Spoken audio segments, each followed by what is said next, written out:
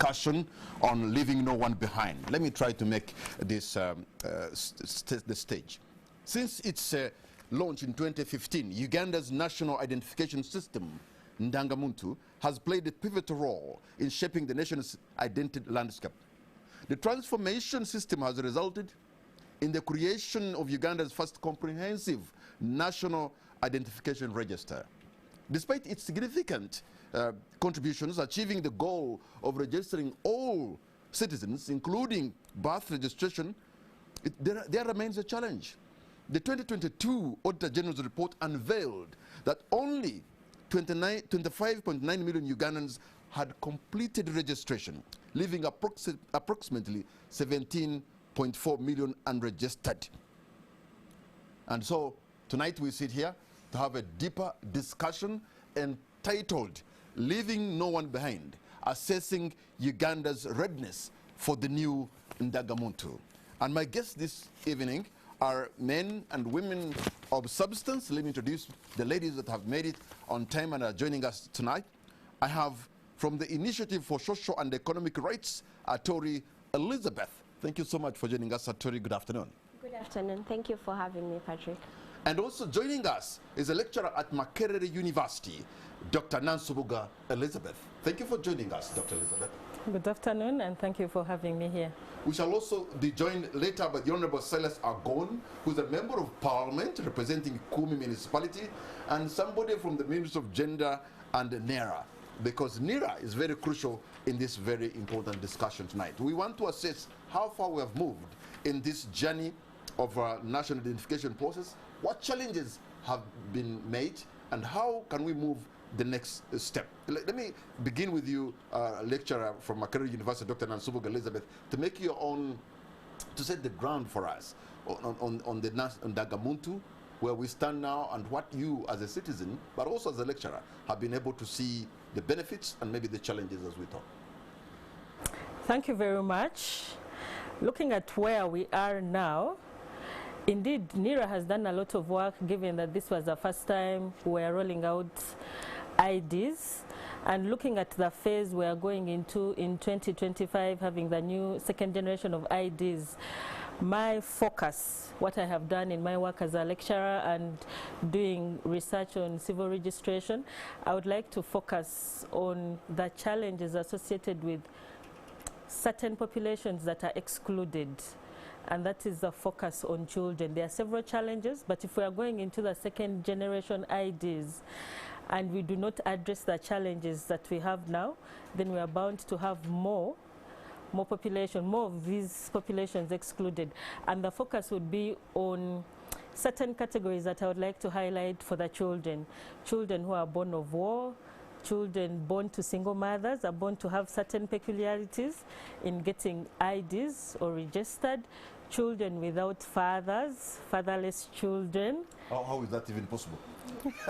How is it possible? I can walk to a hospital today and acquire sperms, but I would not have the identity, the name, the clan, which is required if I'm registering for a birth certificate, but also if I'm registering for a national ID. Because of the patriarchy in some of our laws, that I need details of a father. We have seen children being told, bring male relatives. So where do I get those relatives? But children who are born during war, they may not know the fathers, either were born to rebels, they may not have those identities. So we have street children, we have several categories of children who are excluded. So these are bound to be, if we don't have certain changes and the challenges remain, it will impact the second generation ID, meaning excluding further those who have been excluded. I know you want to look into the second generation ID, but really, before we even go to the second generation, let us give it to them. They have actually tried to make this document a very important document. Having a national ID now is serious business. In fact, if you don't have it, your life is in trouble, because at every step you need it. And I want to say that they have really tried to do their best, haven't they? Yes. Yeah, you do say something that speaks to the relevance of a national ID currently. In order to get services, jobs, health, education, one does require a national ID. And this is stemmed from the law, which is the Registration of Persons Act, that allows government to require that citizens furnish their IDs before they can get services. And we've gone milestones as a country from where we started. In 2015, when that law was passed, we were a country without identification. The most that we had were passports, driving permits, but these, in terms of the comprehensiveness, the coverage, was very limited. So we see now, with the onset of the 2015 mass registration, we now have a full national ID system, the one that we are calling the Ndaga Muntu system right now. And 2 years after that, the World Bank did some research on how we were doing as a nation, and we were ranked 16 out of 187 countries, and we were the 16th worst in terms of coverage for registration of IDs. In 2022, the report that you referred to shows that we've moved milestones. About at least 25 million Ugandans have national IDs. But as you clearly state, there are in fact some challenges, because whilst we've managed to move steps ahead, there are particular people that haven't managed to move that journey with us.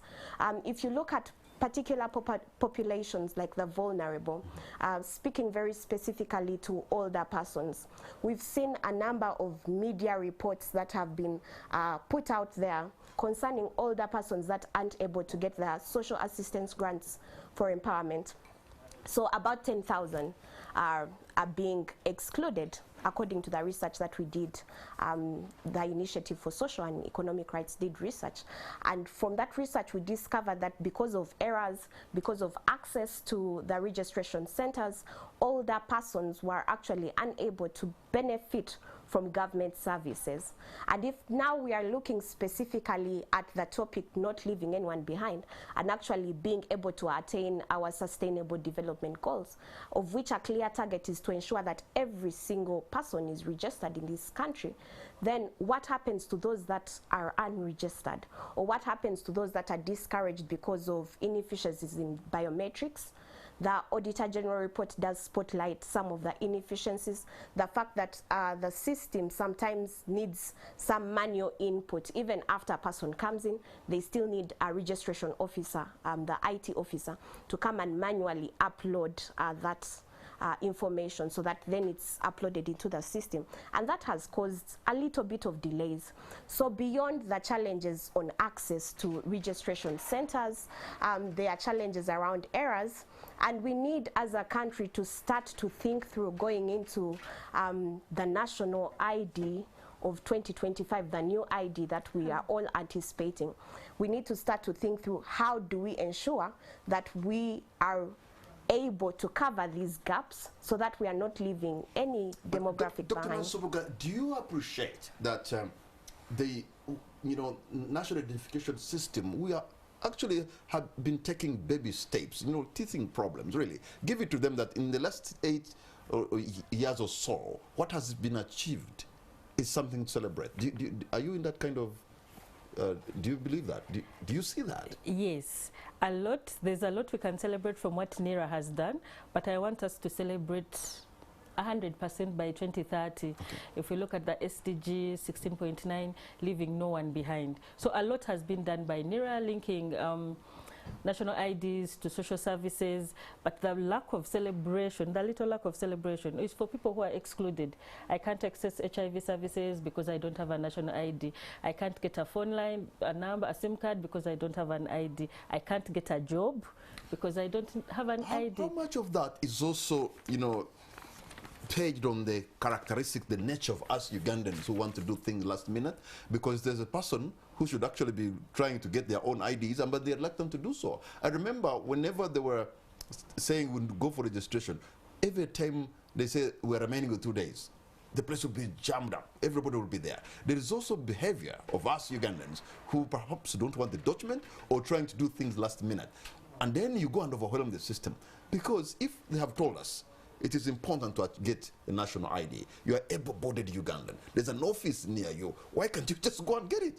Because many of us decided to get these documents at the very last. Who do we blame for such?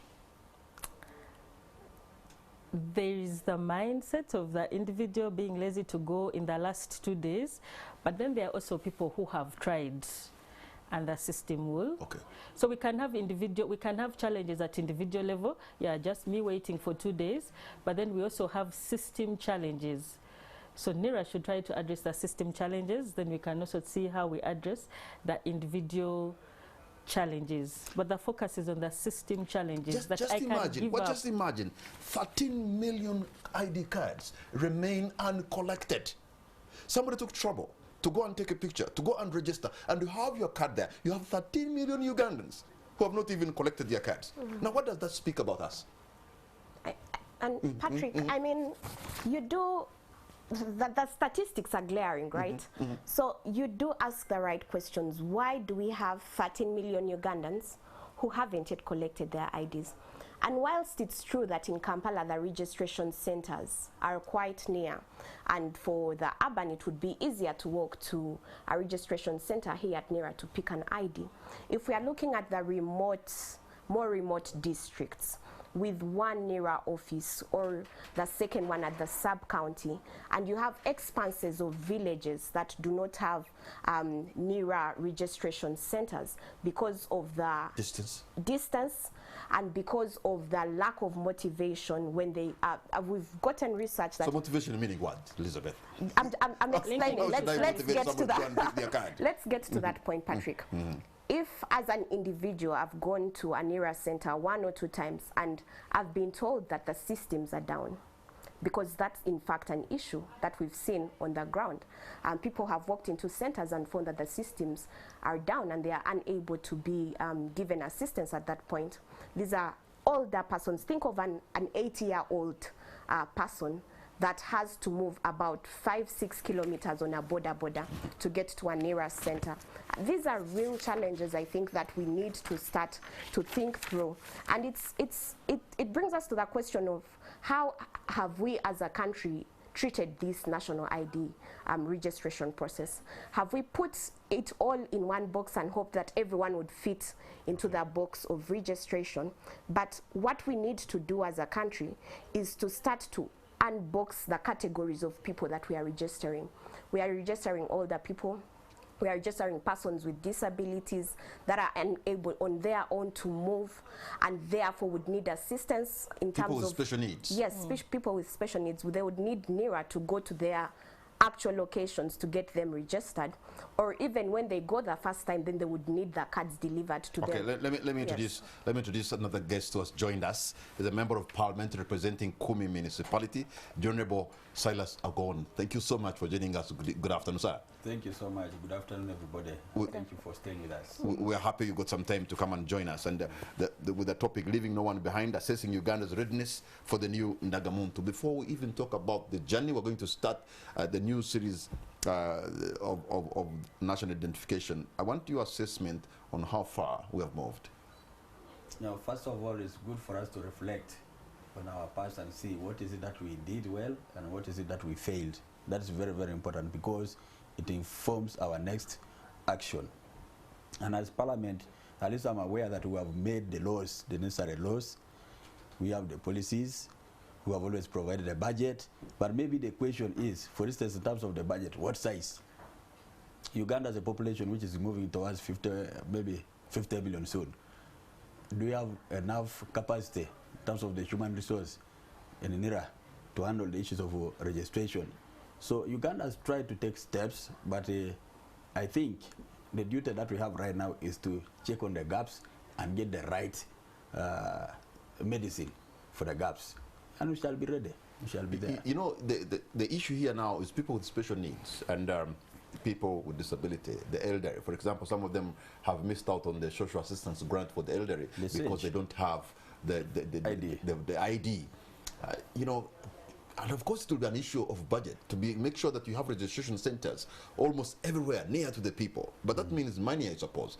How do you think that can be done? First of all, what I feel is that, first of all, I'm in the right place. Parliament is the right place for us to start thinking about the thing. For us, on a daily basis, we're in touch with the people.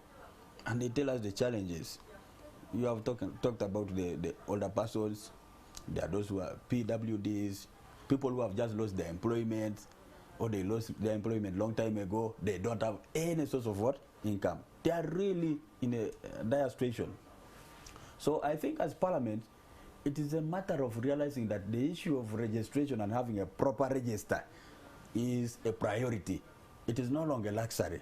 So it is about increasing the budget and accepting that we need a bigger workforce at NIRA, a situation that can be able to change our issue. But also we must adopt the new approach of the parish development model. For instance, now we are talking about people failing to pick their IDs. Why don't we take them to parishes? So Parliament should now move towards providing money so that we go to that level where we're even able to push IDs, for instance, to that parish. Because it's closer now to the person. From there now the LOCs can pick and take to the doorsteps. And that is it. Poverty is biting people. So Parliament must act now, and I think it's a wake-up call to us to do our work. In terms of legislation, we must really try to cover the gaps. In terms of policy, the policy must speak to the law. The law must speak to the policy. They must be linked.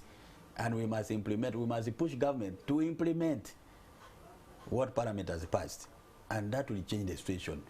It is something that must be for everybody. And we also need to provide a budget for education of the masses. Public participation, to me, is a big bullet that we need. Let the people be brought on board. They should understand the importance of having an ID. And they should also know that these days it is no longer actually a luxury to have an ID. It is the first step that you have towards getting services from government. I have seen people suffer. In East Africa, if you want to travel, I'm told an ID can serve. Yes. Yeah, so if you are going to the airport and they ask you for a national ID and you have, and somebody has offered you a ticket for the first time, what are you going to do? You become like a missed call, and that is a very bad thing. So I think educating the masses on the importance of these national IDs is something critical, and therefore Parliament needs to allocate more resources. Dr. Nansubuga, if somebody has registered and the card is just awaiting them to pick it, first of all, how was the registration done? And can that be the same process for people to be able to pick their cards? Because if you are able to register, then you should be able to pick your card. Was the registration different, or should they bring the cards at the very places where the people were registered, because that would make it easier for them? I don't get it that you can register and you don't pick your card. Yeah, and that's a good point. It's an issue of access, because the time when we got registered for IDs the first time, there was mass registration. I remember people registered at the university, like at Makerere University. But now for some of the unallocated, not for Makerere University, you now have to move to the different branches. But let's look at a transport cost, like for the poor rural households, it may not be easy to move. But how did the poor register? It was done at lower levels. The mass so registration. in other words, the cards should be brought to the lower levels, where they registered from. Yes, access. But that means, according to Honorable, that would have a cost to it. Yeah. Because and that cost is necessary. There's no way we can avoid it. Because I can tell you, for us who are so close to the people on a daily basis, we have realized that there's a need for us to decentralize these services completely and take them to the what? To the people. So we just have to allocate resources, make sure that first of all we have regional centers, regional districts, empower those centers, and then take these things down to the people. I can tell you, for us, we can talk of 50,000 and we think it's little money. For you to board a bus from Ukumi to come to Kampala, it's a very expensive venture. You are not sure, first of all, that you will get that ID that they are telling you that is there. Where will you sleep? How much is the accommodation? The cost of being in a road that you don't know, traffic jam, too many borders, a lot of harassment on the road just by the environment. So that is what we go through. There are some people who cannot make it, cannot come. They cannot, even boarding that bus for the first time, they don't know where they are going. But they don't have to come to Kampala because they are regional officers, I suppose. Yes, but I think there's something more that we need to, so we need to go down there to Elizabeth Atori, there's something I have seen that I appreciate with the national IDs, that people have attached a lot of importance on this document. In fact, most of us, I've seen, we don't even work with the original IDs. You know why? Because you don't want to lose it. You don't want anything to happen to it. Because we know also the time that you can spend trying to replace. This is what I have been able to observe. If you ask people to give out the IDs, most of them will be showing you a photocopy. Why? The real copy original is at home safe, because they attach a lot of importance on this on this document. Is that your finding as well? My finding is actually slightly different from your finding, Patrick.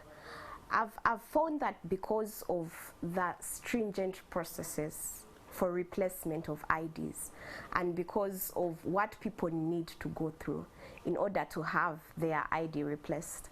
I remember I was reading on social media at a certain point, and they were like, the national ID is much harder to get in this country than a passport. To get your national ID replaced, the process you need to go through is much more stringent than a passport. And so the importance that is attached to being able to maintain that ID and keep it is actually a good thing, because then people have started to understand the relevance of a national ID. But isn't it a good thing for you to know that replacing it is just like, shouldn't be an easy thing? You know, because this is a document, you have to go through a process. We need to create a balance, Patrick. There has to be a verification. If Dr. Nantsubuga is adding another name there, they have to find out why.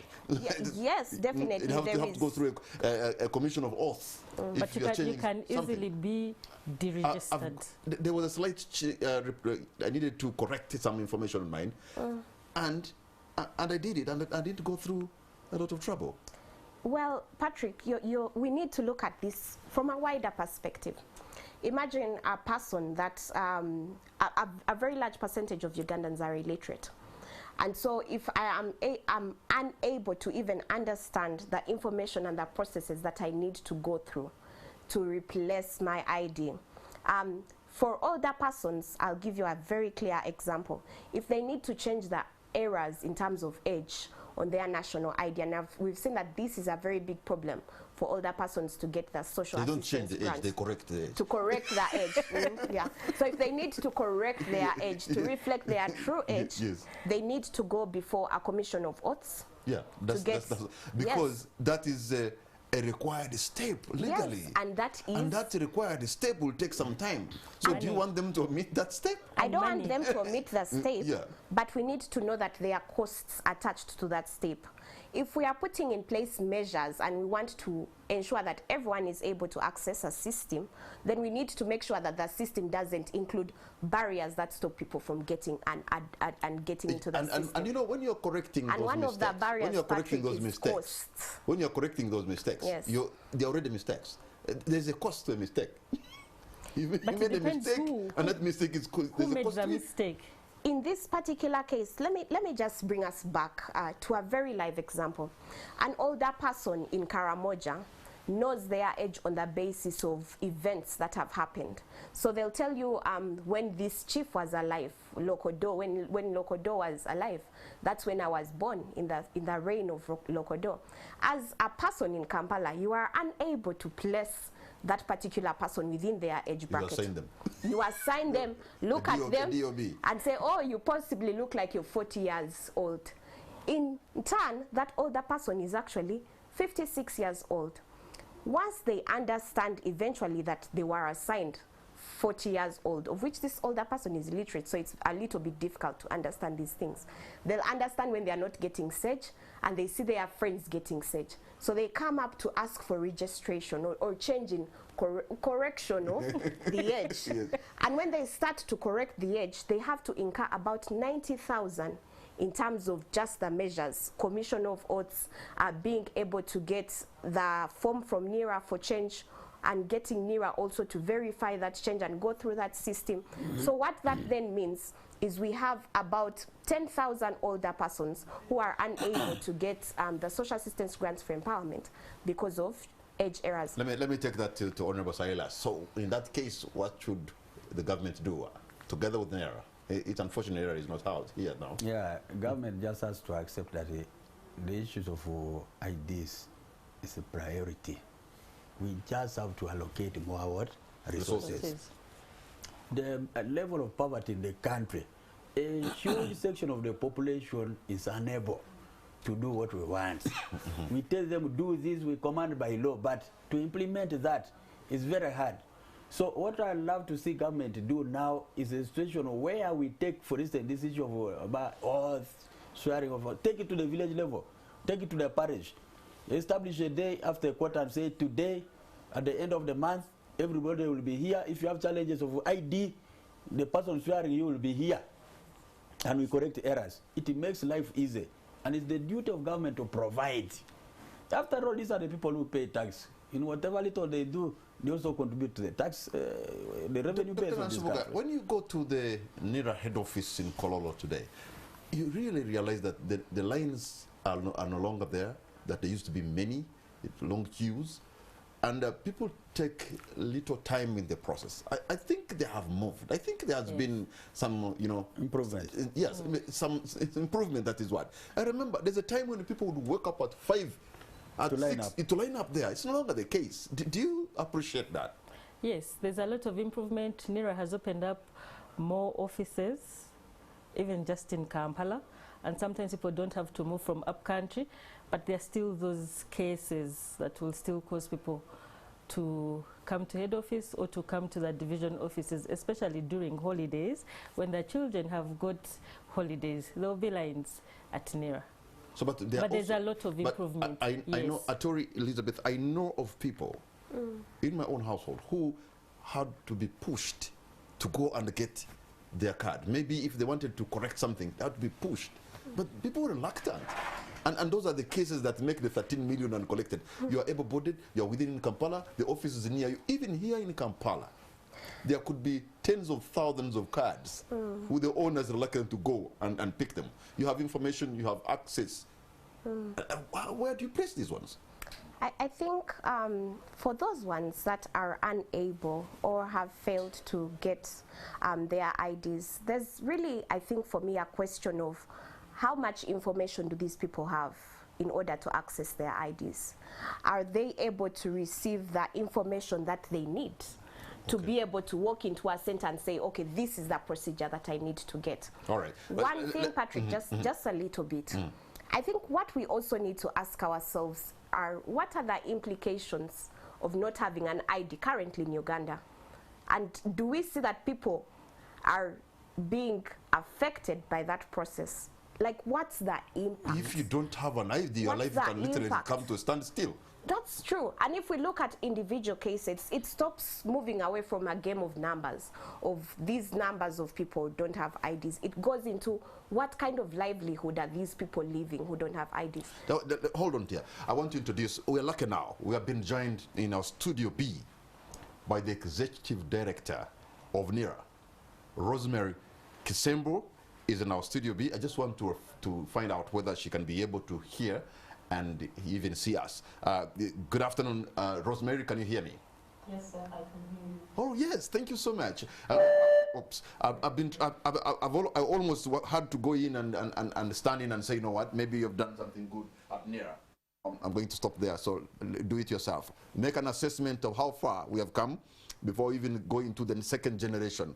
I've been thinking here and telling the panelists that you have moved. There's some efficiency in your organization. There are 13 million who have not collected their IDs. Some of them, maybe they are themselves to blame, but others could be having challenges. Take it from there, Rosemary. I want to start by setting certain records straight. NIRA has 27 million Ugandans identified with NINs. The cards not picked are 1.3 million and not 13 million. And the backlog of cases is far below 1 million. So I would like to first set that record straight.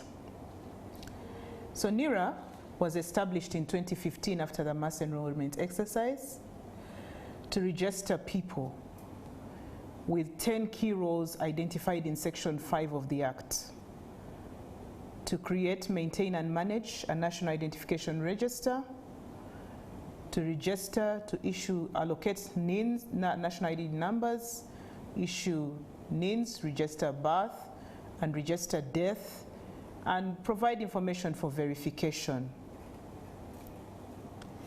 I dare say that there is no other register in this country with 27 million people.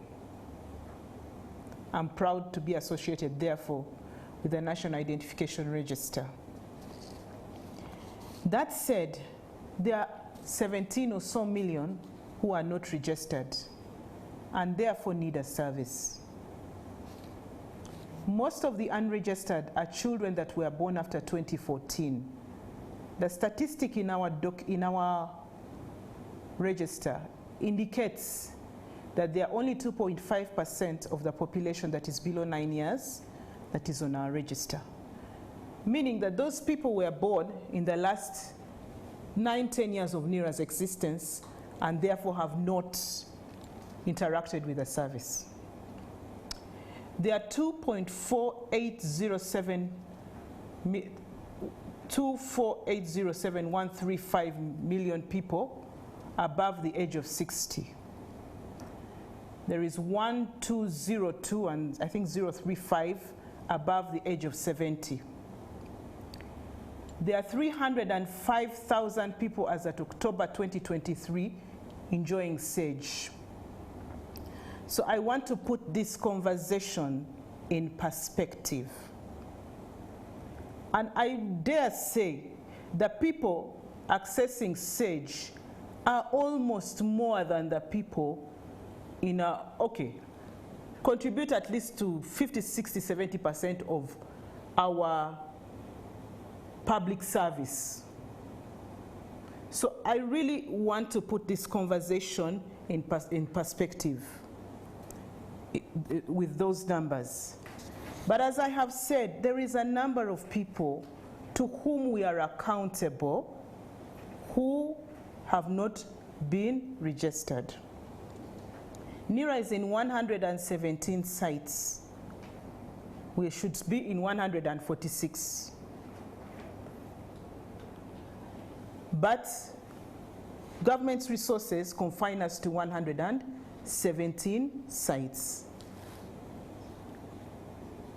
NERA, in the last mass enrollment, released 18,000 people to register at parish level.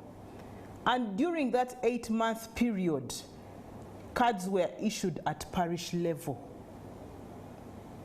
Government hoped in 2016 when they brought the birth registration function that parents would also take responsibility to ensure that as soon as a child is born, a child is registered and is issued a NIN. That didn't happen. Some issues are on our side and some issues are on the citizen side, but that said, what is the way forward? I want to pick the example of the SAGE's budget. NERA as an institution receives 59 billion shillings a year, of which 20 billion is wage. That means in a year, we are left with 39 billion shillings to register persons across the country. The SAGE budget on its own for the year is 91 billion. So NERA has 2 or 3 people in an up-country station. And I'll take the example of Koboko. Koboko has 1 staff for 600,000 population. Government put a moratorium on recruitment for 2 years. So I think when we are looking at issues, an entity and its services, and the whole cohesion of government and even our stakeholders outside government, including the civil society, a civil society agency can take a service of finding out those who are not registered and even pay in billions of shillings and millions. In that same exercise, they could have gone with people from NERA and registered the people and said, okay, we found 10 unregistered, but we've registered 15, as some of the development agencies have taken to doing. So in essence, I think the first thing we need to do as a country is look at this registration of our persons and our citizens as a collective responsibility. Even the information, I wish I was here today educating people on what is required to register a person. NERA's communication budget annually is 146 million. The cost of this show is 10 million shillings. So I really want to highlight the dichotomy of the issues around registration and show that we each have a collective responsibility. I wish one day NTV could call me free for charge and say, come and we are so concerned about our citizens, come and spend time explaining what papers they need. That said, I will go back to issues that have been raised around the SAGE. In 2021, we were given a statistics by the Ministry of Gender, and they highlighted that there were 11,000 people who didn't have NIN above the age of 80, and 55,000 wanted to change their age. To date, we have registered 9,000 of the 11,000 who did not have their NINs. And you can find that information out at Ministry of Gender. Now, the 55,000 who wanted to change their information, we wrote and advised Ministry of Gender, given the complexities of this information, even when we change and update and correct the errors of their date, we are not going to change their NIN. Since you see them every month, give them money, because they identified, they have a NIN. Give them money under that NIN, and as time goes, that NIN will be updated. But separate the two issues. Because you are physically interacting with this person, you see that they are above 80. You see that they deserve this. They have a NIN. It's just information on that NIN that needs to be corrected. Even as we await the correction of information, give them the service. That one is not in NIRA's docket. Because here is somebody. The money for you to give them was released. They have a NIN. You meet them every month, so there is no risk that they will run away with money, because they are old anyway. So in essence, there are certain, I think this conversation needs to be collective, holistic, and each of us know that we have a role to play in helping the registration service within the means of our economy. I will now move to the issue that has been raised.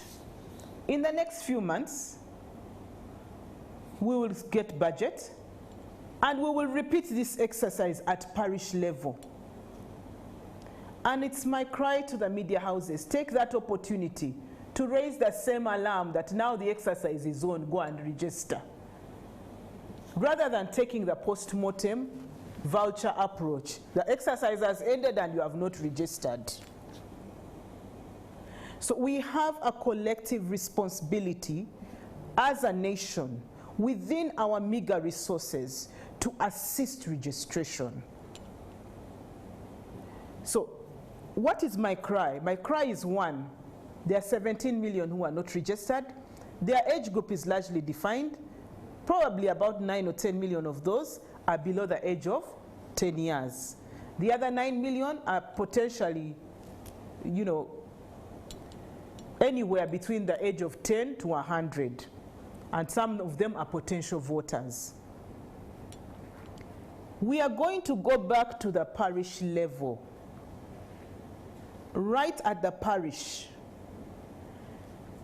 we are working that our systems and our old and obsolete equipment is brought to speed.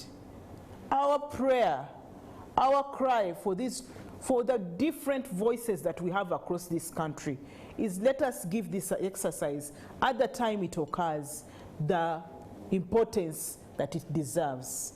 Let us encourage our own to go and register. 2, I do not want to bury my head in the sand and say that the process is easy. The process has been constrained, as I have said, by 2 fundamental things, 2 fundamental ones. Staffing. Secondly, obsolete technology.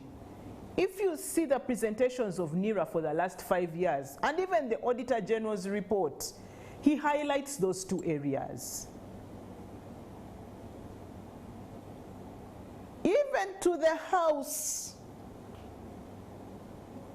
If you start from 2019-2020 report, 2020-2021, he highlights understaffing, highlights obsolete technology.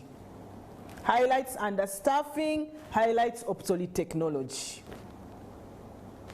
NERA's budget remains the same. Government issues a moratorium, don't recruit. But somehow in a miraculous way, services continue, of course within the constraints and within the framework of services that is provided for and appropriated in the House. Rosemary, if you can take if you can hear me, thank you so much for having given us that kind of preamble. You have set the stage well, and for clarifying on some figures, which I got. I'll be asking Isa how I got to 13 from 1.3 million to 13. And we've had the issue, you have clarified on the figures of those who have not yet collected their IDs. You have also took the issue of resources. If you had more resources, you could reach all the districts and maybe everywhere that you want to go. But we also appreciate that you have made some effort, and that effort can actually be seen by most Ugandans in what you're trying to do.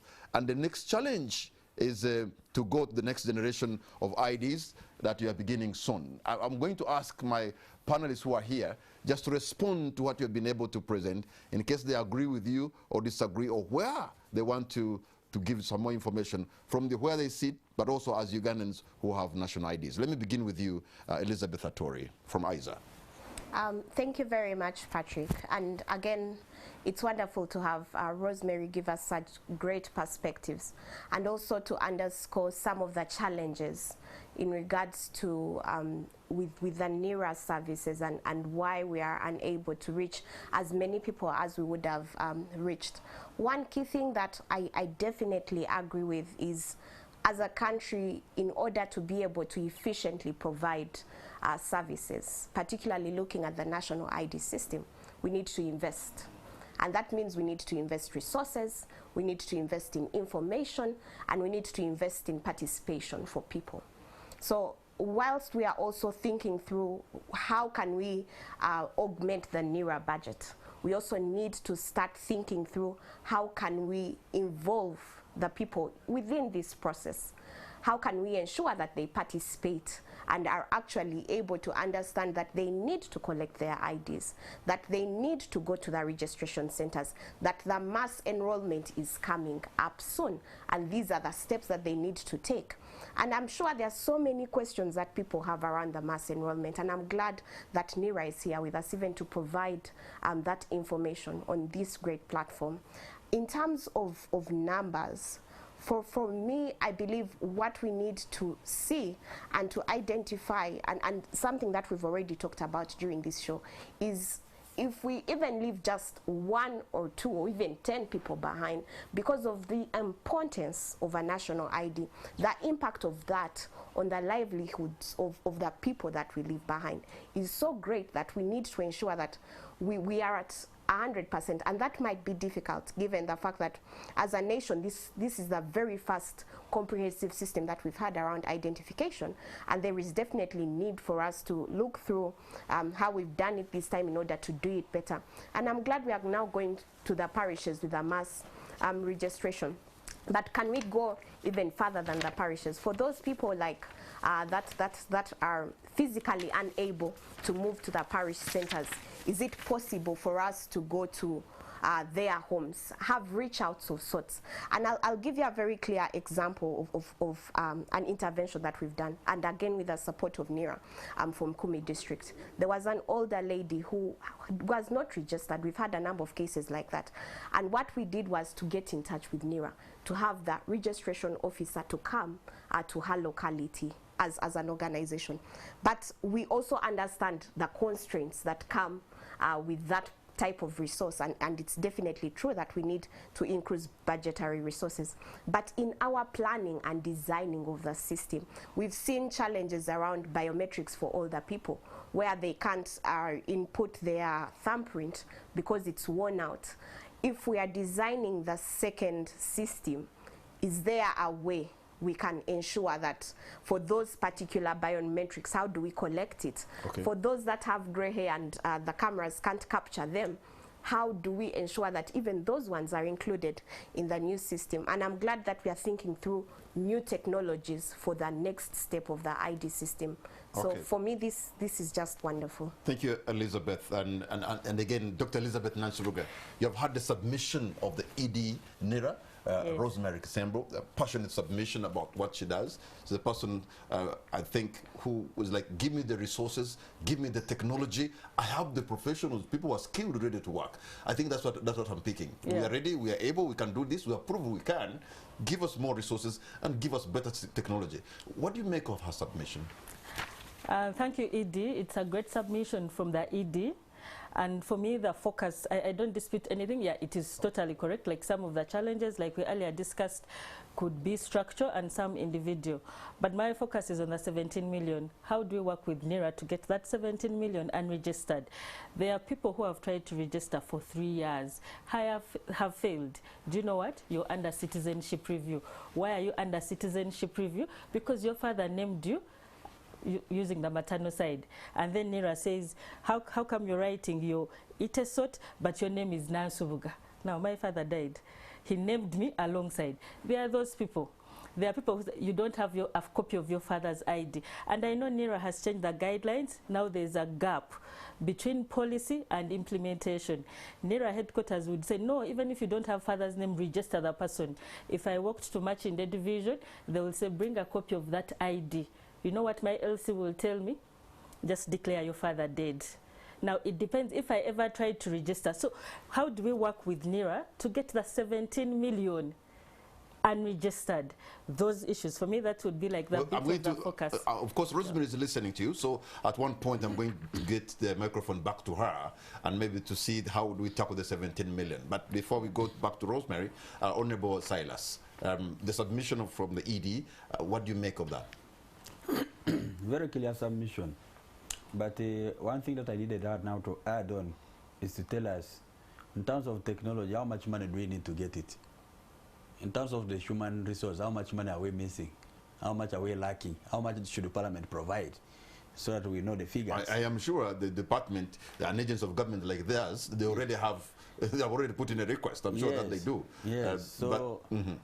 So I think those details will be very, very important for Parliament to be able to see what they can be able to do together with the cabinet, because that is very, very, really vital.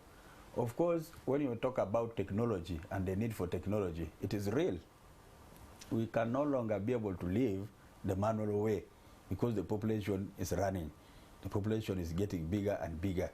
So I think it is the right time for us to support NIRA. At one point, as a Parliamentary Forum on Social Protection, we visited them. We sat and we discussed about these issues. And the question of human resource, for instance, came up. And when we made the comparisons, they gave figures. If you look at the East African region, for instance, the budget that Kenya puts in, the number of staff, other countries, and you compare with others, you'll appreciate that NIRA has done something, even with the small budget that we give them. They have done quite a good job. So we need to continuously improve and listen to them. Let's go back to the Executive Director, NIRA, who is joining us from the Studio B. Rosemary, you've heard about the concern of the 17 million Ugandans who should be having national IDs and they don't have them yet. What is the strategy? How can we reach them? What kind of tools and support? Of course, one of them should be resources, financial. How do we get the 17 million registered? What I'd like to do is to bring to rest the fears of Ugandans. In the last exercise that took 8 months and was the first time and the first of its kind in East Africa, we registered 16.2 million and gave 15.8 million cards. So 17 million, based on the first experience, is a small number and is something that NIRA is capable of doing. Because in the first time, so in essence, it's not something that NIRA has never done before. Or let me use Government of Uganda, because NIRA was not yet created by there. Government of Uganda has ever carried out this registration in a period of 8 months and covered 16.2 million people. One of our presenters today mentioned the idea of going to the villages. Going to the villages, as she has highlighted, is something that we do on a case-by-case basis. But for purposes of ensuring that we are effective within our resources as a nation, it is important that even at the village level, household level, there is a mobilization that happens. There is a mobilization that happens to say, okay, we are going to be, NIRA is going to be in this region, and therefore can household leaders identify where there are very old people, and can we have, when they come, an effective exercise that like the time we took the kit for one person in one village, we could have done all the old people in that village if our mobilization had been done effectively. And for this, once again, I reach out and cry not just to the media houses, but all the players that are involved. I'll go to the issue, and I will give some information. On our website, as I speak now, and for the last 1 year, we have had a document called Frequently Asked Questions on Mass Enrollment. But I can assure you that even Mr. Kamara has not seen it, or has not checked for it, or has not downloaded it, but has downloaded the report that will say that we have not worked. But so in essence, I also encourage you to obtain some of this. And I can pay good money to say that none of the persons seated on set today has accessed frequently asked questions on mass enrollment, which has been on our website since August 2022. That said, there are questions on citizenship review. Citizenship of any country is determined by the constitution of that country. NIRA's role is simply to effect and implement the provisions given within our legal framework. Now, dichotomies within information. It's good that the people seated on stage are professors, they are doctors, they are into research, and this is their area of expertise. When you have a dichotomy in information, it's called an exception and requires further investigation.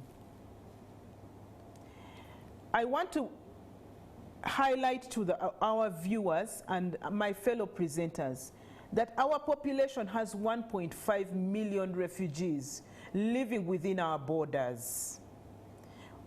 Therefore, the risk of having an influx in citizenships from persons who are not citizens is higher than in any of our neighbors. The highest our nearest neighbors have in our 5 nations is 300,000. Uganda has 1.5 million, meaning there's a 5 times higher chance for somebody to want to become a refugee, a citizen in Uganda, than around the rest of us. Therefore, my cry is that help us, because you are giving this information. If you went to Makerere and said you are 10 years of age, they will go through an extraordinary step to verify if you are rightly there. So my request is that as communities, as people, as citizens, as different arms of government, let us work together to explain to people who a citizen is. Let us work together to say that, okay, if your father gave you Nansubuga, but you are from another clan, that is information you can capture on the form. And say, and Buganda clans are very good because they even tell which clan the person is from. So in essence, the citizenship of this country is based on 4 people. Either your mother or your father or your grandparents must have been from an indigenous tribe that lived within the borders of Uganda before 3rd February 1926. Recently, I was listening to a young lady presenting her woes on social media. She'd been rejected a passport on the grounds that she's from a neighboring country. And I was glad that she was willing to admit that there is a challenge. There are those who came recently, and there are those who must be naturalized. So the issue of citizenship will go to resources not very far from today.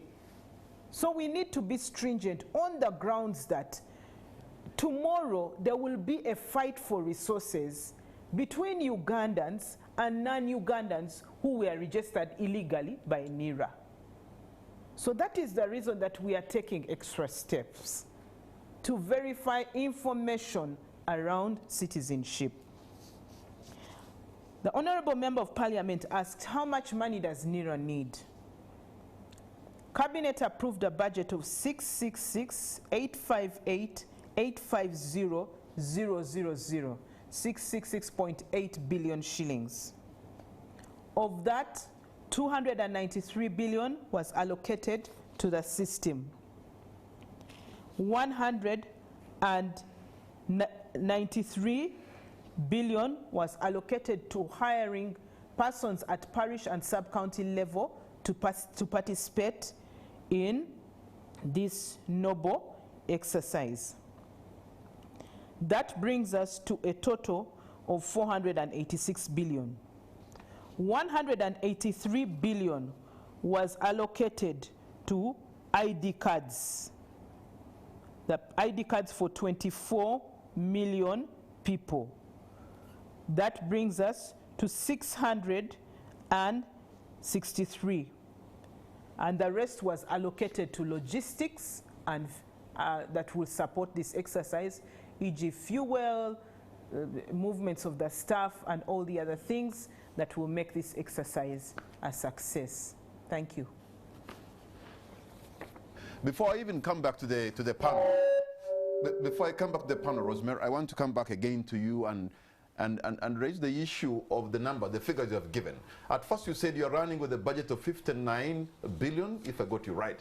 But now the money that you require is going to almost 600 billion to do what you want to do. I mean, I find that's really a huge jump to what you're already using today, and 600 billion, more than half a trillion, to run the next step.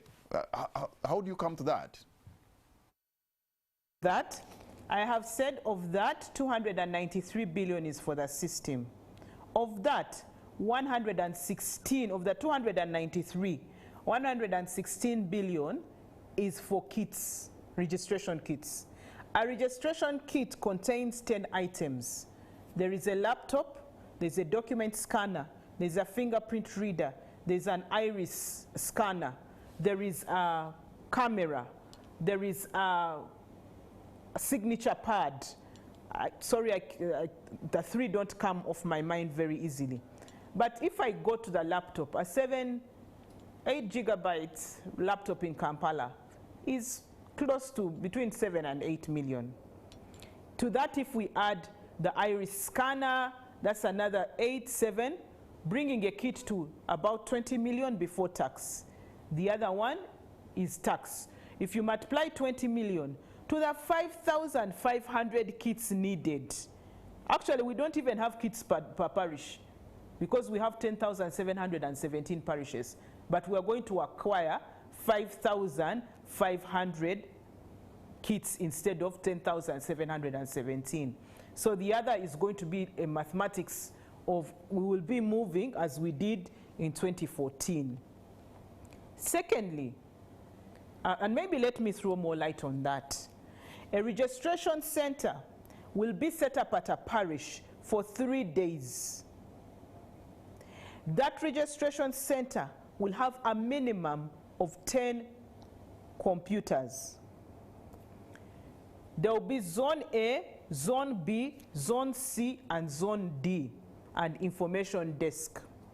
At the information desk, we shall find LCs and elders, people who know the people who should be registering. In Zone A, it will be for the elderly pregnant women and children under the age of 5 or up to the age of 10.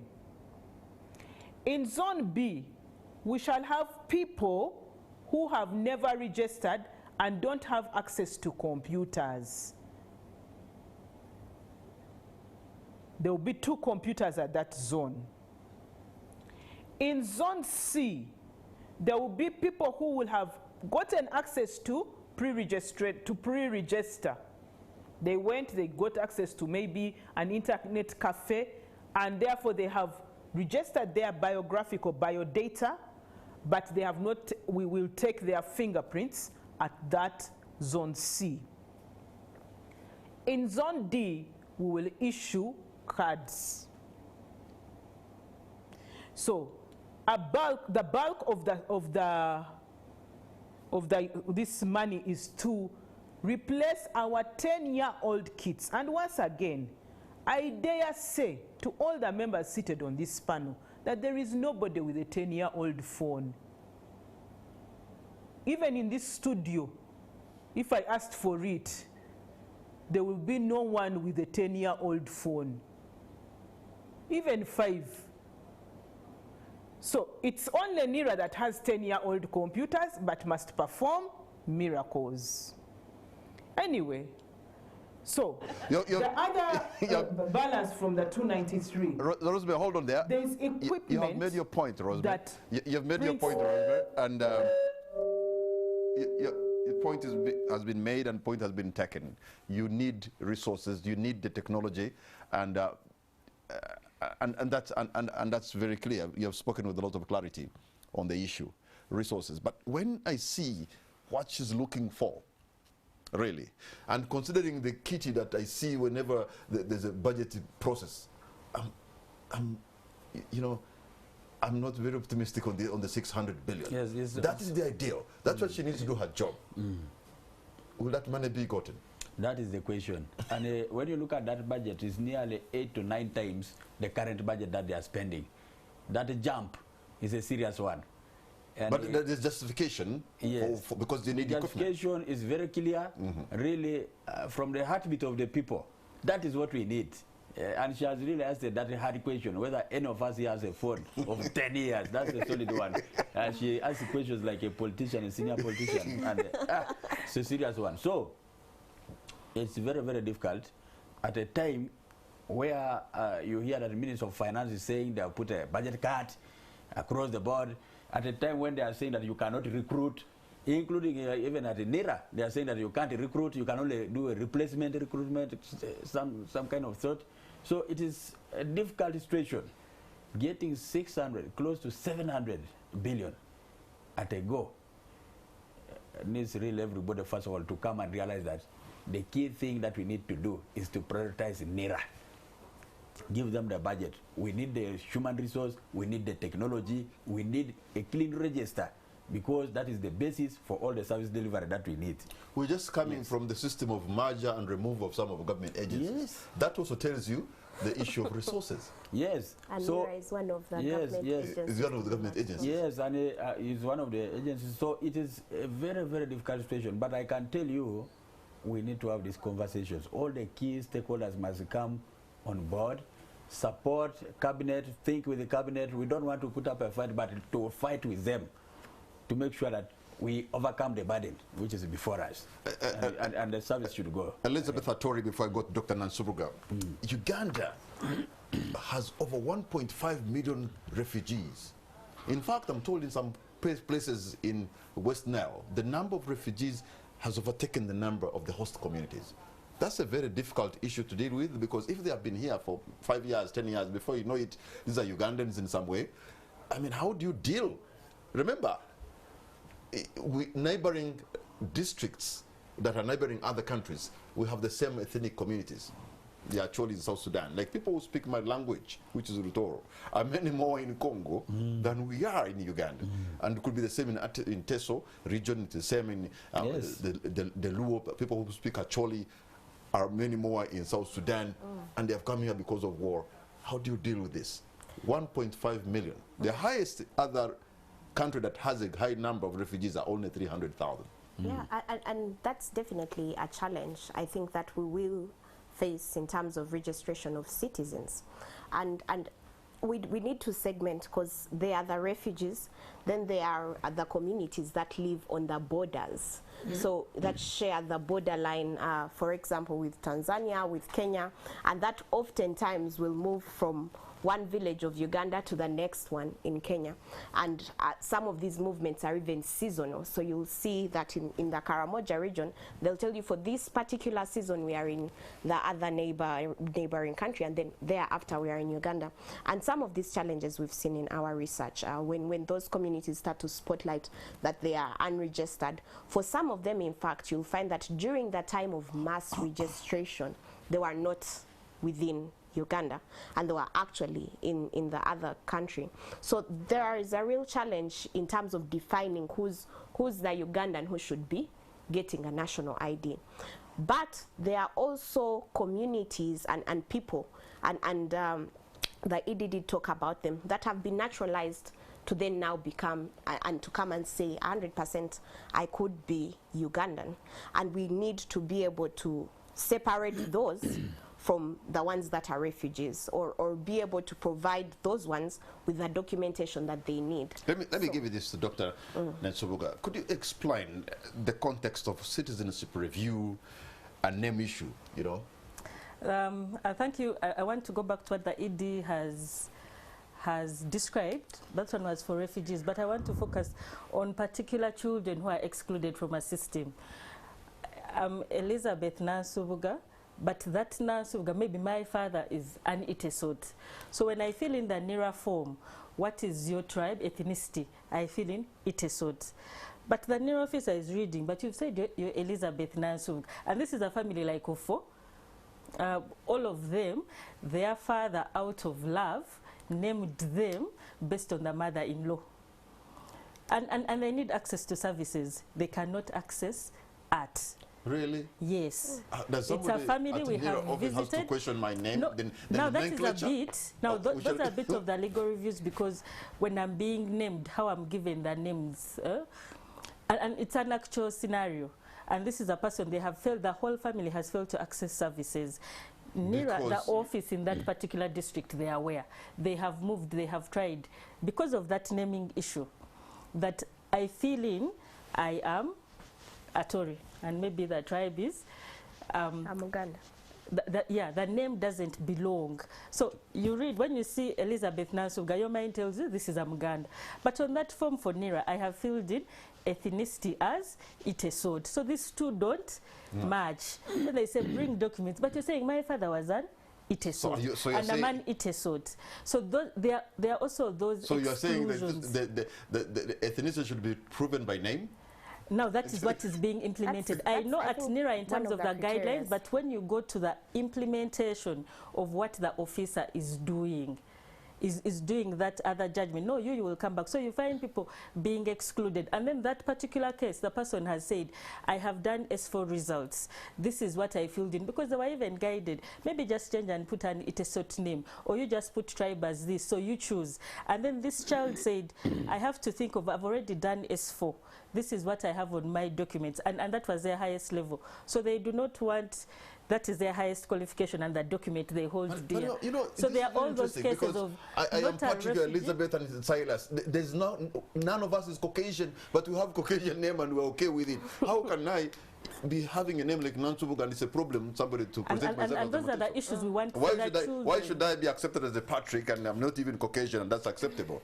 Patrick, I believe the question really is the criteria for assessment. Let me go back now to the ED. And we should ask NIRA. Let me go back. Patrick, let me first tell you, I have had people who have said, I have never even moved out of Uganda, I've never even moved out of Kampala, but now I have to explain. And you know that context of your citizenship review, a person says, and I totally understand the ED because I've raised it with NIRA before. They've said, okay, now there's a directorate for citizenship and these are the what. But now the implementation, and I know NIRA has changed some guidelines, but now when you reach the officer, and I've seen where the LCs have said, no, if you don't have your father's documents, please just go and say, that your father is dead. We declare And them for dead. me, for vital statistics, then when we use the information from NIRA and we are looking at statistics, then we are having wrong data. I am certain in the NIRA database, many fathers are dead. They are not dead because I cannot bring a relative, a male relative. Let me go back to the ED. Right? And Patrick, might be before, just to add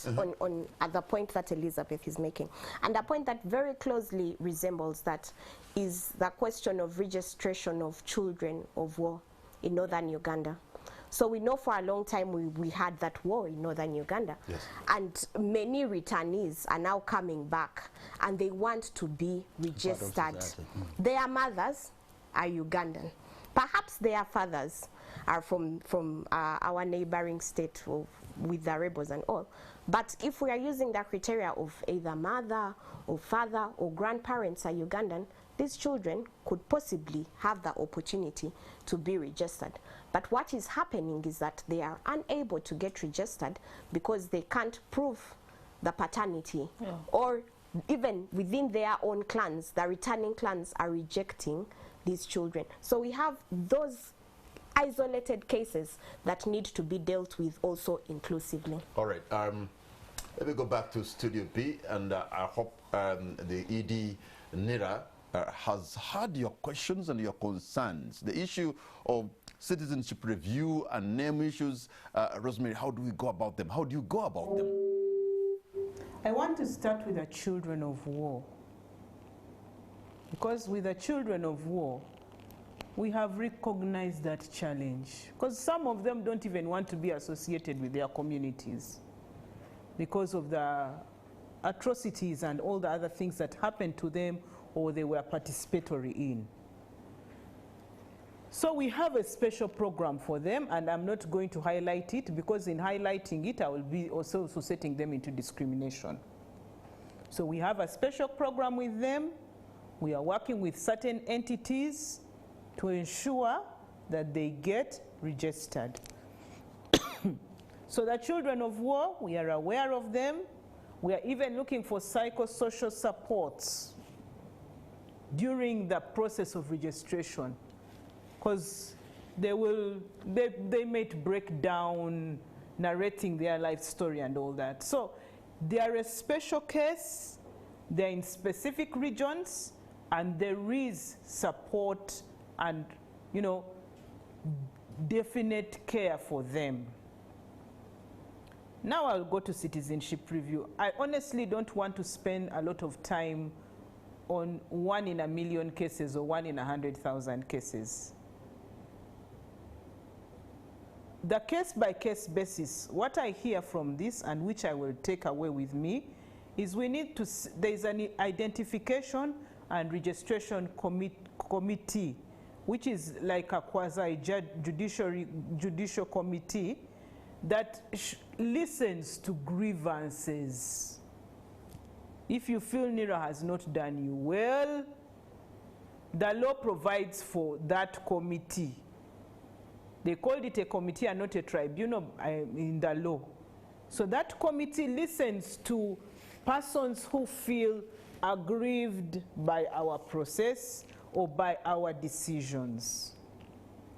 And for the extremes whereby we have refused to be reasonable at all, I am confident that these people can stand between us and our clients and offer and achieve and obtain justice.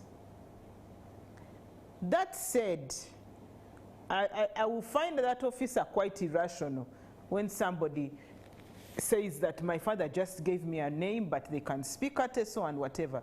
But that said, I could look at that particular case and you could send all the list of them.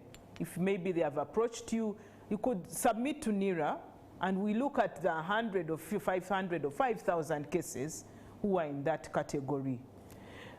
However, citizenship review is based on the features of a tribe. For example, you are not going to say you are a Muganda and come up with a clan that is not in their 52. Because even the Waganda won't recognize you. You are not going to say that you are an Acholi, and your clan falls nowhere in the Acholis, but for you are an Acholi. Those parameters were set before us in 1926.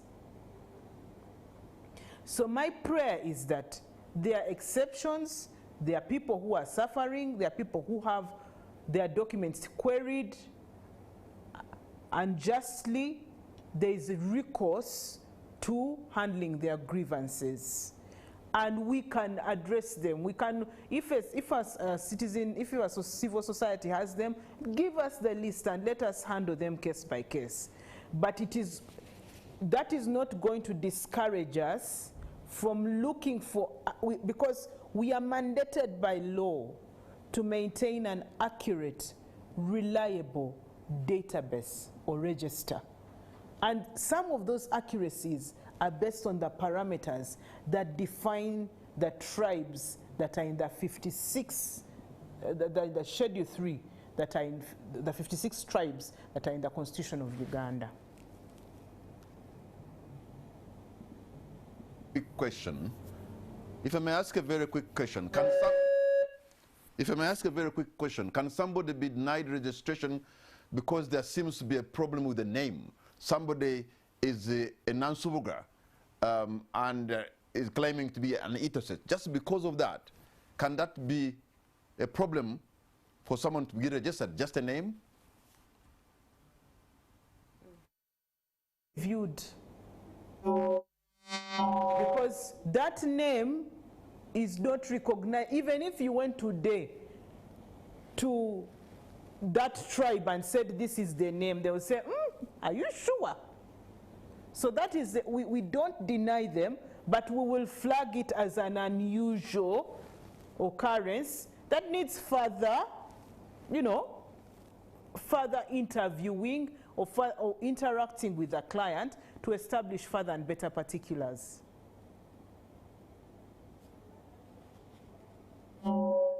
Thank you very much, Rosemary. I find that very strange because people have picked names that really, I think there should be other parameters to look for other than a name to determine, ethnicity, other than just a name, because people can pick. Like, for example, people here in Buganda and even in Acholi sub-region have been changing the names when they think it is associated with something that's not good. For example, somebody who was Komakechi is now Komagum, for those who know Luo. Somebody who was, we have new names in Uganda that were not Sanyu, Mukisa, Kwagala Kwa Yesu, things like this, and they're not there. And those are the names because people feel like part of the tradition is associated with something negativity, so they're coming out with other names. So how would you deal with such people? And Patrick, if we are really talking about the type of data that we are collecting, and if we want it to be accurate data, then we need to be able to lift some of these requirements. Because then what we will see is if I'm not able to register a Tory, then I'll do what they were recommending, change your name and provide a certain sort of name. And that's why there is a challenge. At least I've had a discussion with some of the NERA registration officers. They'll say that people come to pick up their ID and they don't know what name they used for the ID. So they'll again start the system afresh, the registration system afresh. But then within the system will flag that registration when they see that the print is repeated on the system. And that speaks to what type of data are we collecting as a nation, and how can we put systems in place that ensure that that the processes are not so stringent that people need to lie about the data that they're collecting. We've seen this with the registration of learners on education, when they were requiring learners to bring both your parents' ID for the mother and for the father.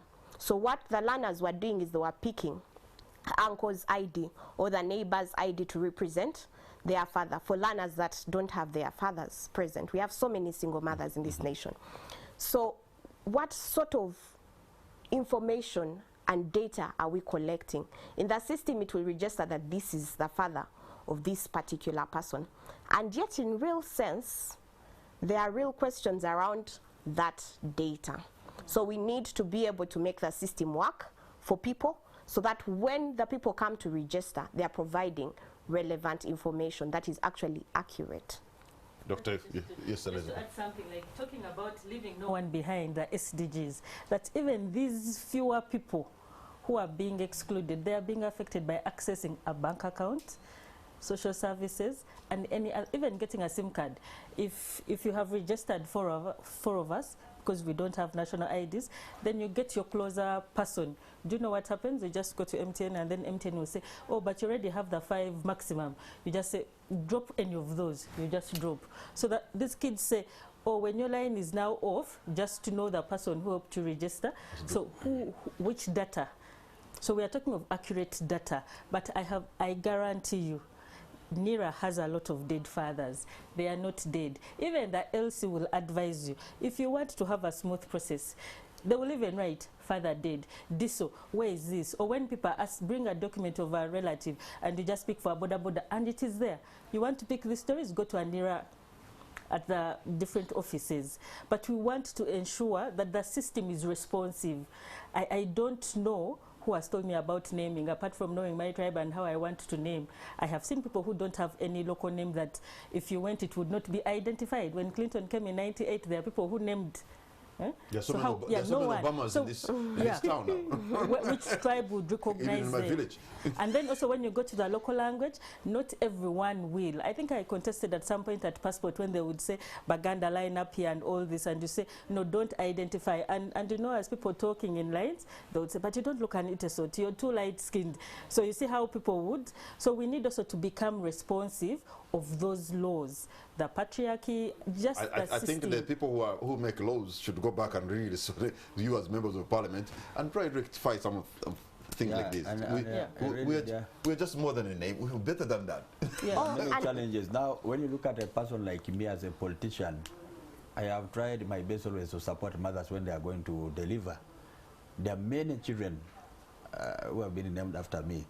Somebody even named a girl child. They have given my name. And what are you going to say? They name them Algon because they are attached. Yes, they have attached it to the importance of what I did at the time when they needed that service. So what are you going to do about that?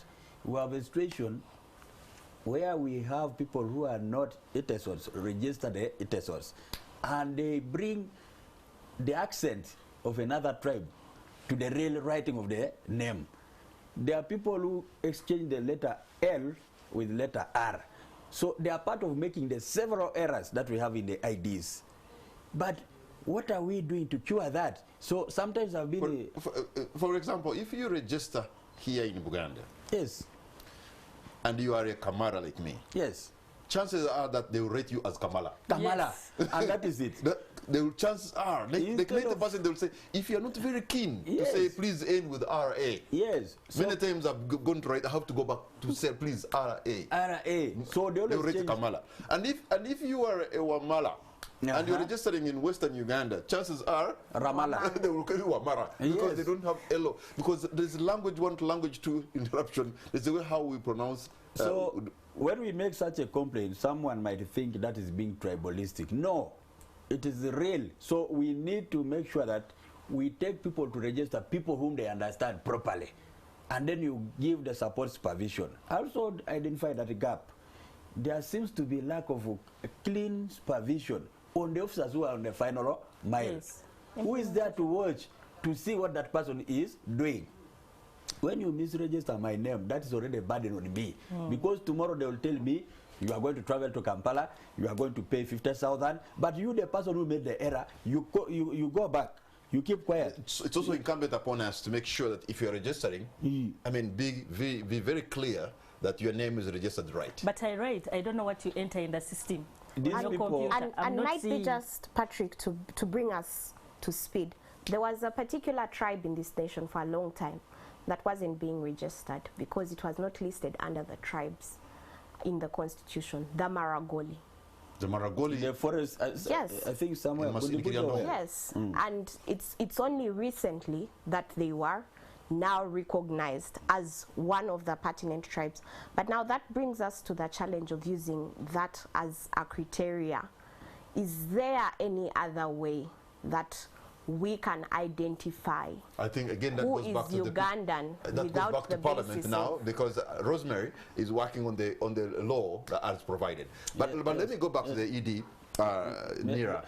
The issue now, what needs to be done when somebody is registering, and what do you say about the single mothers, I'm told, who are having problems?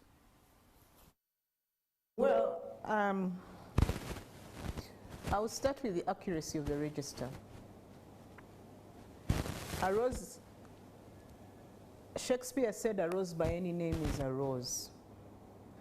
And I think that one pertains very well to our register, because the foundation of our register is not your name, it's your biometrics.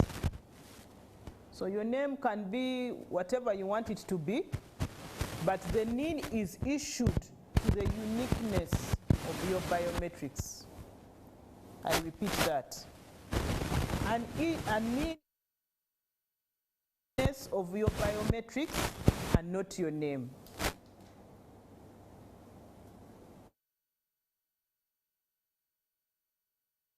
Is issued to the uniqueness of your biometrics. Therefore, A technical hitch there. Rosemary, we're going to come back to you. We're having a technical hitch. The audio was not very good. So you can see the most important thing is your biometric. Yeah, but Your biometric really identifies you, is unique anywhere in the world. the issue we're saying, I can't even get a NIN. These children can't even get a NIN. But I think, Patrick, we need to define what biometric is for the viewers. Under the law, the Registration of Persons Act, there is specific information that a person needs to provide when they are getting a national ID. One of them is the name, the other one is the tribe. So this is embedded in our law. It's not per se that it's NIRA. NIRA is an agency that implements, and that's supposed to be able to roll out the system.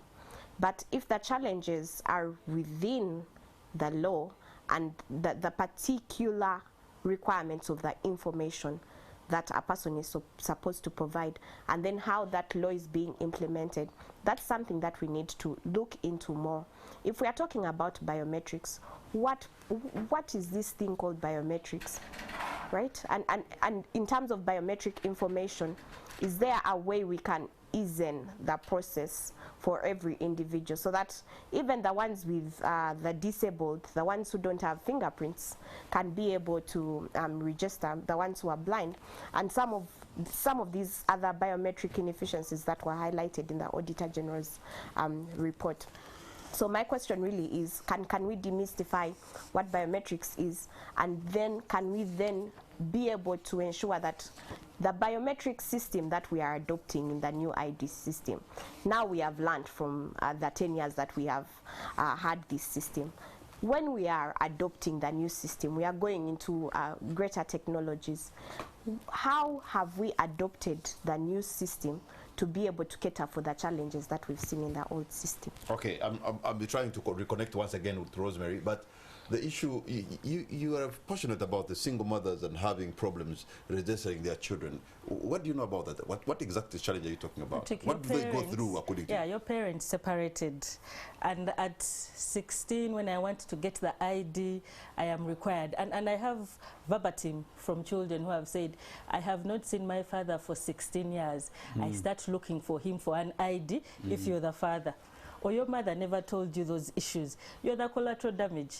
For you, you want an ID at S4 or to get.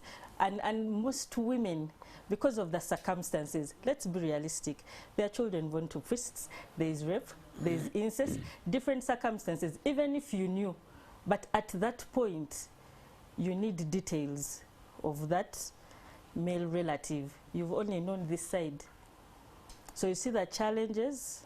So this is why you say there could be many men who have been declared dead. Yeah, no, they are declared dead. That one I know from the side of vital statistics that the data is going in. Because from interacting with some of those children, they say, no, I was even advised like this. So I'm thinking like, yeah, and they said it's easier. No, and you find there are no issues for the mother side because most people will have.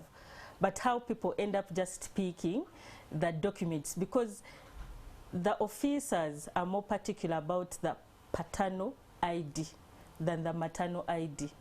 So there is more criteria. No, where is this? You say it's dead. Say, but I'm lucky if I say he's dead, they won't ask for a death certificate. So you easily pass.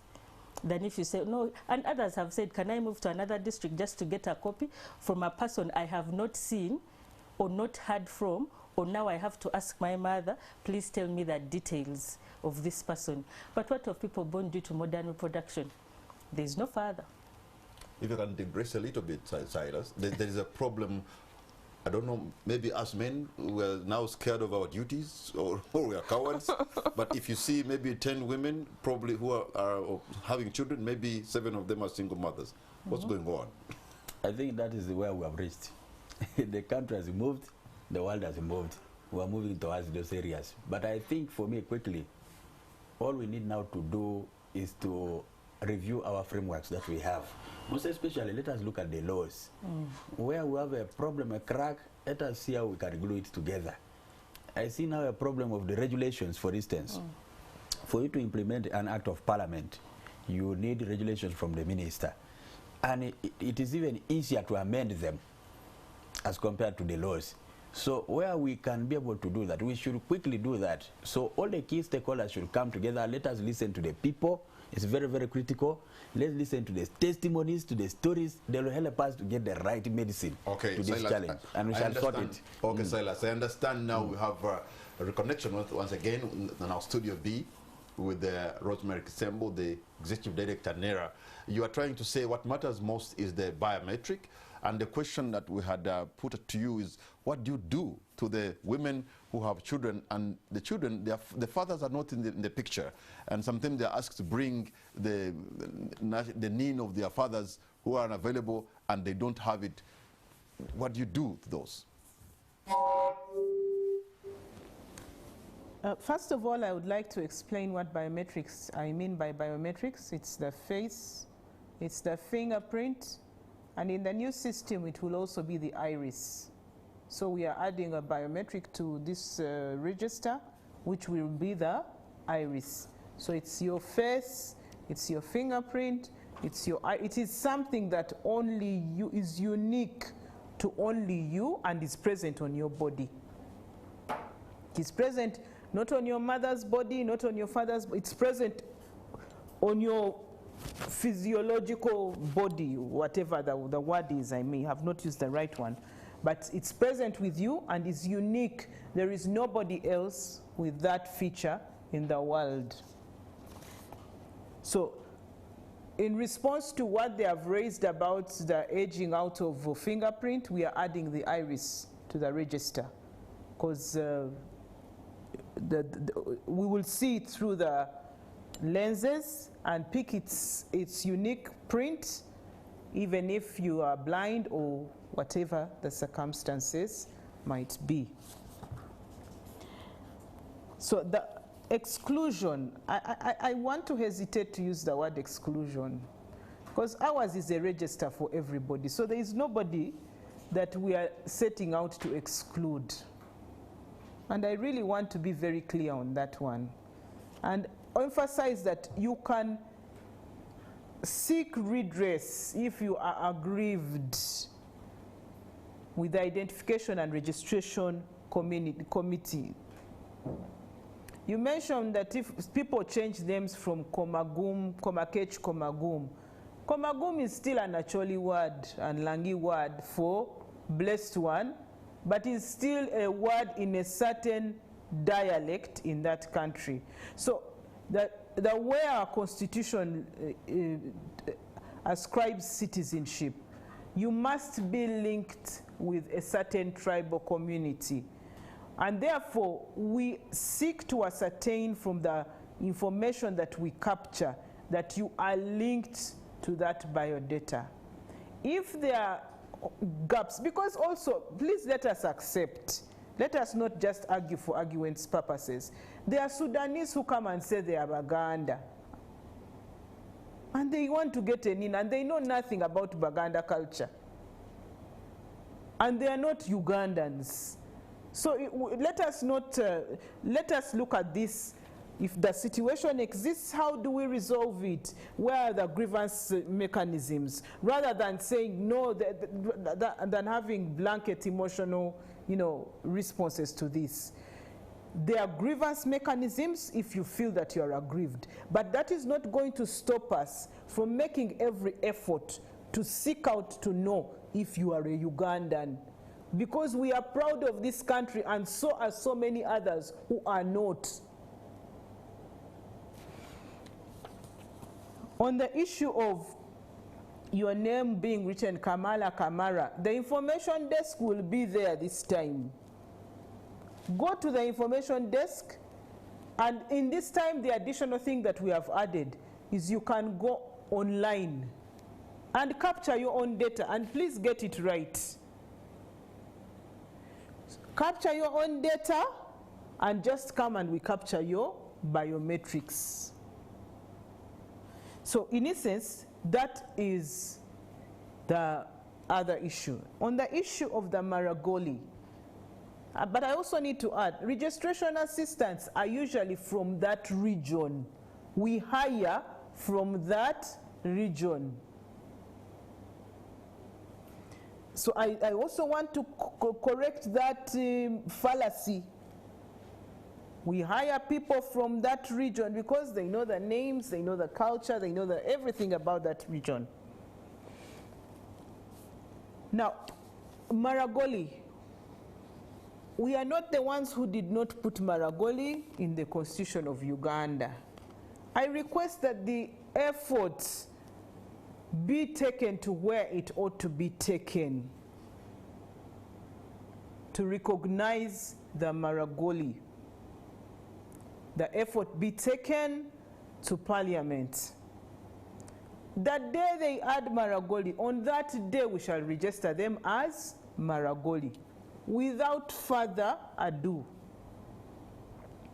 On the last issue that is becoming, is taking a life of its own, it is not true that we insist on your father, and if you don't have a father, kill him. No, those are characteristics of individuals, and the individual should be flagged, named and shamed, but it should not be attributed to the institution. All we require is that you must give us one of your parents, and I emphasize, in keeping with the Constitution, either your father or your mother or your grandparents. So if there are individuals who are misbehaving, they need to be isolated, named and shamed. Simple. But the institution should not be said that it is insisting that you give a father. No. Actually, some people want to give their father, not their mother. So for us, we are interested in either father or mother or grandparent. One of the three. I mean 4, because actually they are not 4. One of the 6, because you have grandparents on your mother's side or grandparents on your father's side, and your mother or father. Any of those can bestow on you citizenship. And we are interested in that information, or at least one of those, period. Once you give us any of those, and your information is consistent, we shall register you. And please allow us to review the information. Because even when you go to Makerere, and you say that you sat S6 when you were 10 years, they will look for further and better particulars. So allow us to review information that is inconsistent. Please do allow us. Thank you.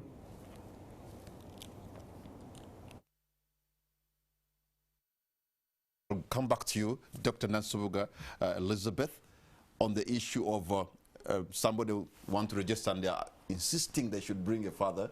I think now that has been put to rest.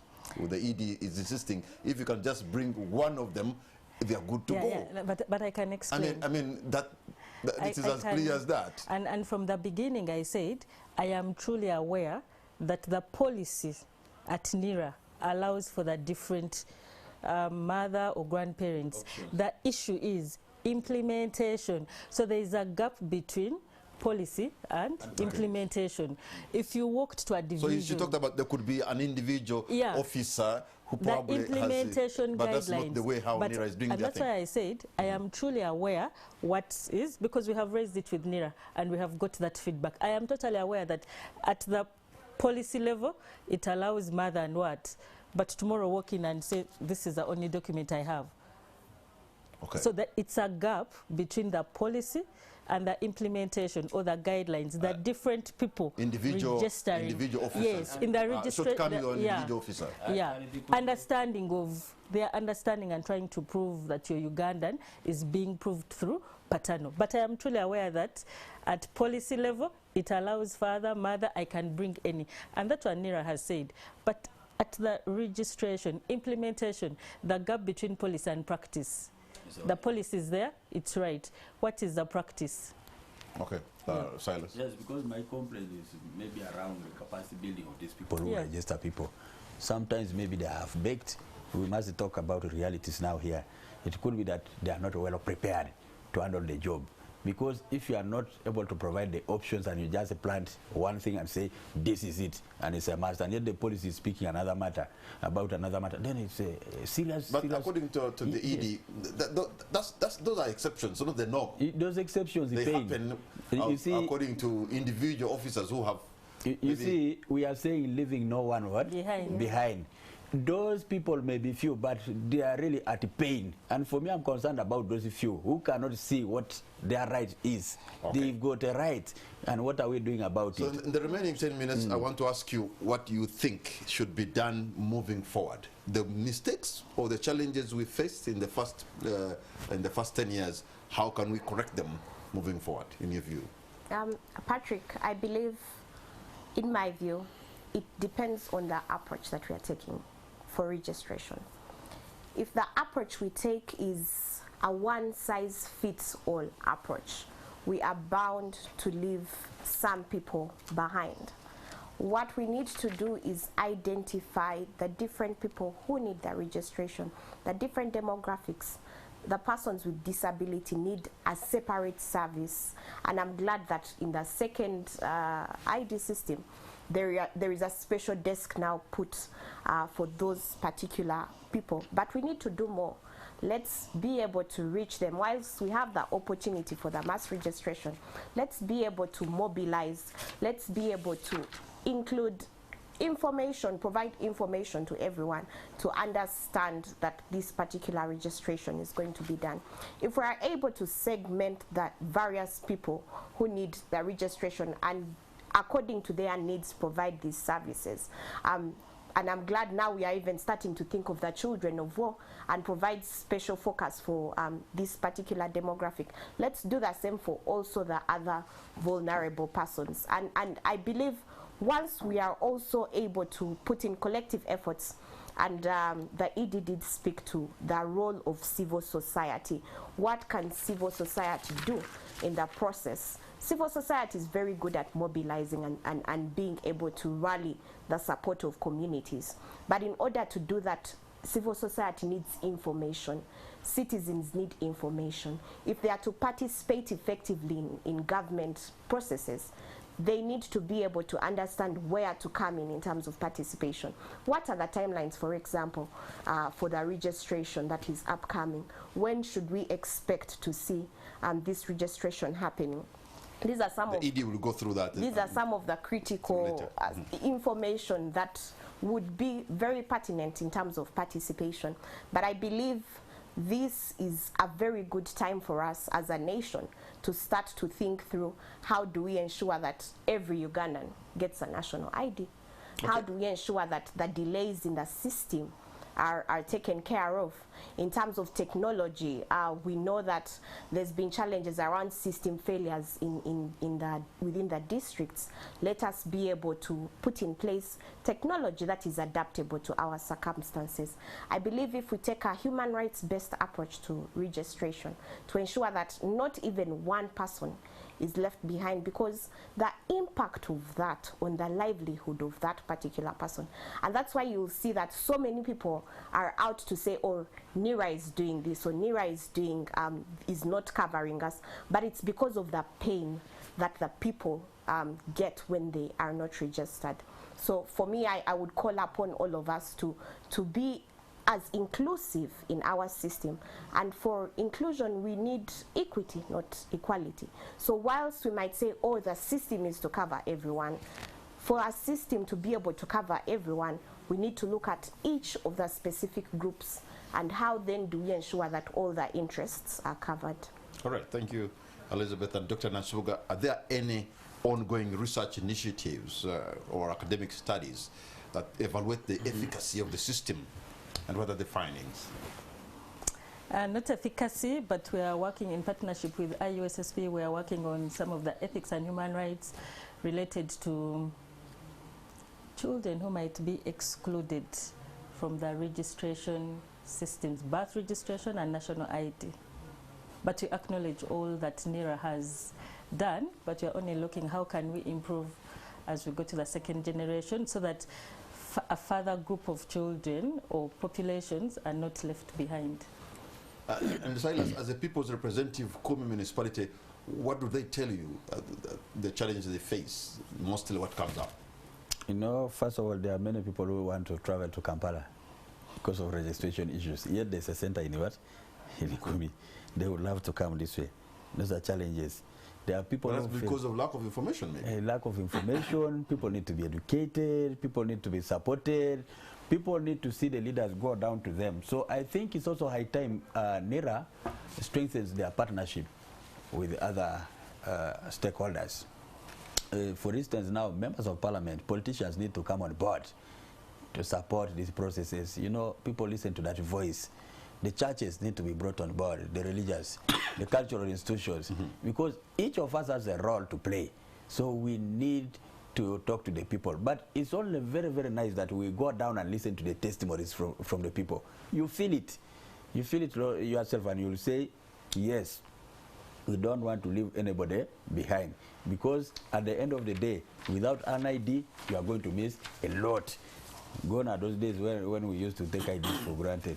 When government was coming up with this, some people were quite negative. But today, I can tell you, people have known the importance of getting registered and having what? An ID. So the people, when you go to them and listen to them, recently I started in Kumi with the people, and one of the questions that came from the gathering was the issue for IDs. The leaders need to give more time to the voters. So the matters which are coming from there, the processes are not easy. They are complicated. People want to have systems which are credible but simplified. Okay, let me go back to the Executive Director NERA, and we are almost coming to the end of our program this evening. I just want to know, how can lessons learned from the challenges with the first generation system inform the successful implementation of the new Ndaga Muntu? And if you could, with clarity, give us the kind of program on how the next system will be implemented, the timelines. It is envisaged that to go around each district will take us 2.5 months in a rotational manner. So it will all start at one go. We will all start moving at a go, but we will take 2.5 months to rotate around the district, and we'll try to do it 2 or 3 times. And therefore, if all goes, I want to ask the parliamentarians to stand with us. Hopefully the supplementary budget will highlight the finances needed for this exercise. And as persons who are in touch with their communities, please stand with us to get the necessary financing for this effort. I want to say that we have endeavored to build relationships. We have met with 8 different groups of members of parliament in the last 2 years. At Kololo, the ones for the Sage, the ones for different regions, the ones for Pacodia, several groups to discuss how we can improve our service delivery. And I think there is also some basic information that can be shared. For example, there are districts that have our offices. That is information that civil societies and parliament can share, parliamentarians. There is an office of NIRA here. Don't go to Kampala. As people who are in touch with the people. There are also people, we don't want to leave anybody behind, but there are some people who need convincing. And I'll give an example. There are some people who think the NIN is the 666. And they are saying they are not going to get the NIN because, and there's in parts of the eastern region, there's a very strong group that feels that this is the 666 and they are not going to. So there are groups who have the ear and of people can reach out to these people and explain to them that it's only a means of improving service access. So the timelines right now, the program is drawn out and should take 6 to 8 months when it starts. However, all this is leaning on the issuance of funds to the entity. I cannot overemphasize that enough. Have we made changes from the lessons learned? Yes. One fundamental change is that you will not have to go back exactly to the place where you registered if you want to make changes or if there was some wrong with your picture or something. That we are having a more centralized and distributed approach rather than the other decentralized whereby you were limited only. You had to go back to the exact district where you took the picture and all that, excuse me, in order to make changes to who you look like. So by all means, every effort has been made to address the challenges of the current technology. The other fundamental change and drive we are having to address our challenges is to promote birth registration. Because the reason we are having mass enrollment is, Mr. Kamara, you are well heard in this country. Can you kindly tell people to register their children before they are 1 year old? We won't have a mass enrollment exercise in 10 years if that happens. It can become your mantra. Please register your children before they are one year old. Many of us go for birthday parties of 1 year olds. Can we encourage them? We have cultural leaders, we have MPs. Can you kindly ask your persons to register before they are 1 year old? That is the one sure way to get the most accurate data, but also to ensure that we don't have a repeat of these exercises. I'm going to give the panelists here, each one of you, about 30 seconds to make your concluding remark, and I'll go back to Rosemary to close it. So, Elizabeth Satori, your parting shot. Oh, thank you very much, Patrick. I believe for us at this particular juncture in time, it's a time that as a nation we sit down to think, are we able to ensure that every single Ugandan gets an ID because of the impact of not having an ID on their lives, the impact on health, education, and social protection. And in order to do that, we must ensure that the systems work. The system must not create a barrier, but instead open up and encourage people to actually move forward and get the registration. So once we are able to make our Ndaga Muntu work for everyone, because identity is a right, and if we are to achieve the vision of having every single Ugandan registered and having services accessible by the people, then we need to be able to incorporate every single person. And for us, that is a call that we will continue to have, and it's really a call to action for every single person. For Parliament, let's make the laws that are helping. For NIRA, let's be able to make the system easy for everyone. And for the academics, whilst we are making recommendations, let's also be in touch with the realities. So for me, those are my petitions. Thank you. Briefly, Dr. Nansubuga Elizabeth. Thank you very much. In ensuring that no one is left behind from the registration system, let's have legal reforms which are adaptive, inclusive, and adapting to the evolving needs. But also let's ensure, another recommendation would be to ensure the effective translation of policies into implementation. Thank you. Thank you, Silas. Your parting shot. To all of you who stayed with us, we thank you so much. And also to thank you, Kamara, for hosting us here and the fellow panelists. I think we've done quite well. And for me, let's provide NIRA with the money that they need for technology, but also the human resource. They need more supervision, monitoring, and then evaluation to see how things are moving. Let's make life easier for the citizens. They need this document. We should not leave anybody behind. Thank you very much. Let me come back to you, Rosemary. In just a minute, your concluding remark.